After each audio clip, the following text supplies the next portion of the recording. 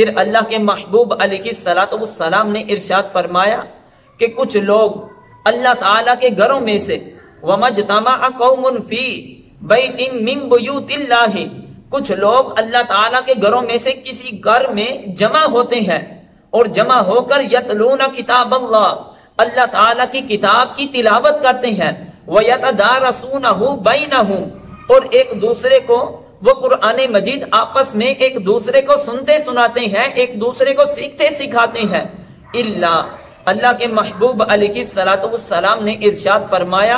نزلت علیہم السکینہ، کہ جب انسان اس طرح اللہ کے گھروں میں سے کسی گھر میں قرآن کی تلاوت کرتا ہے، قرآن کو سیکھتا سکھاتا ہے، اس بندے پر سکونت اترتی ہے۔ اب سکونت کہتے کسے ہیں؟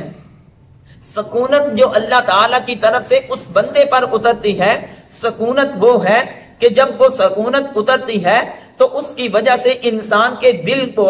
اطمینان نصیب ہو جاتا ہے، انسان کے دل کو سکون نصیب ہو جاتا ہے، انسان کے دل کو وقار نصیب ہو جاتا ہے، یہاں تک کہ اللہ تعالیٰ کے جو نورانیت ہے وہ اس بندے پر نازل ہونا شروع ہو جاتی ہے۔ پھر فرمایا وَغَشِيَتْهُمُ الرَّحْمَةُ، اور اللہ تعالیٰ کی رحمت جو ہے وہ جو قرآن کی تلاوت کر رہے ہوتے ہیں، سیکھتے سکھا رہے ہوتے ہیں،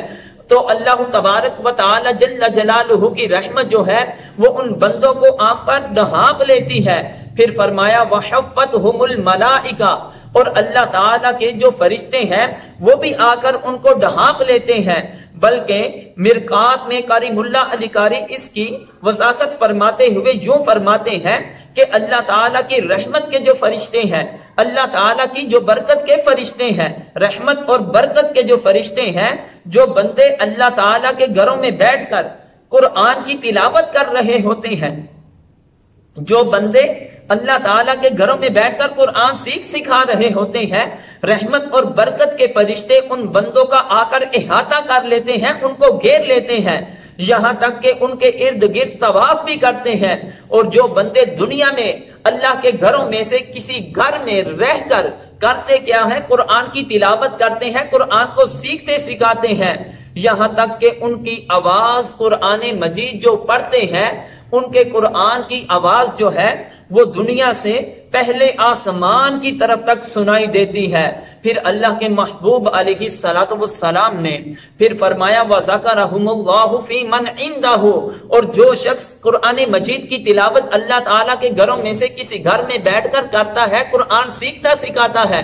اللہ تبارک و تعالی جل جلالہ ان بندوں کا ذکر جو اس کے قریب ہوتے ہیں، یعنی کہ ملائکہ میں سے سب سے اولا، جو سب سے افضل فرشتے جو اللہ تعالیٰ کے پاس ہیں، یعنی مالا الاعلیٰ میں، اور طبقہ یہ سب سے اولا ہے ملائکہ کا، تو اللہ تبارک و تعالی جل جلالہ ان کے سامنے فرماتا ہے، قاری ملا علی قاری فرماتے ہیں کہ اللہ تعالیٰ ان کو فرماتا ہے انظروا الی عبیدی، اے فرشتو تم نظر کرو میرے بندوں کی طرف، یذکرونی، وہ کس طرح مجھے میرے گھر میں بیٹھ کر یاد کر رہے ہیں، وَيَقْرَؤُونَ کتابی، اور میری کتاب قرآن مجید کی کس طرح وہ قرات کر رہے ہیں۔ یعنی کتنا ہی انسان وہ خوش نصیب ہے کہ جو اللہ تعالیٰ کے گھروں میں آ کر قرآن کی تلاوت سنتا ہے، قرآن مجید کا آ کر درس سنتا سناتا ہے۔ اللہ تبارک و تعالی جل جلالہ اگرچہ وہ بندہ دنیا میں زمین پہ بیٹھا ہوتا ہے، لیکن اللہ تعالیٰ اس بندے کا ذکر آسمانوں پر جو سب سے اعلیٰ فرشتے مالا الاعلیٰ ہے ان کے سامنے ان بندوں کا ذکر فرما رہا ہوتا ہے۔ پھر حدیث مبارکہ کا آخری جو جملہ ہے جو بڑا ہی قابل غور ہے کہ اللہ کے محبوب علیہ السلام نے ارشاد فرمایا وَمَنْ بَطَّأَ بِهِ عَمَلَهُ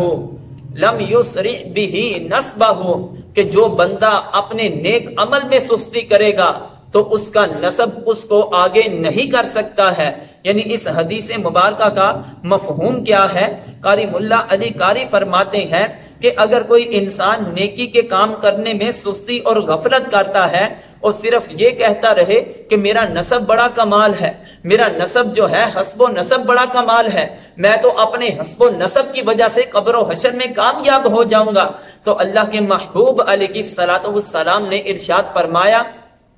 کہ جو بندہ اپنے عمل میں نیک کاموں میں سستی کرے گا تو اس کا نسب جو ہے وہ اس کو آگے نہیں آنے دے گا، کیونکہ اللہ تعالیٰ کے نزدیک سب سے افضل انسان وہی ہے۔ ان اکرمکم عند اللہ اتقاکم، کہ بے شک تم میں سے سب سے زیادہ معزز اور سب سے زیادہ محبوب اللہ کی بارگاہ میں وہ بندہ ہے جو تم میں سے سب سے زیادہ ایک رب تعالیٰ کی ذات سے ڈرنے والا ہے۔ اللہ کی بارگاہ میں دعا ہے کہ ہم سب کو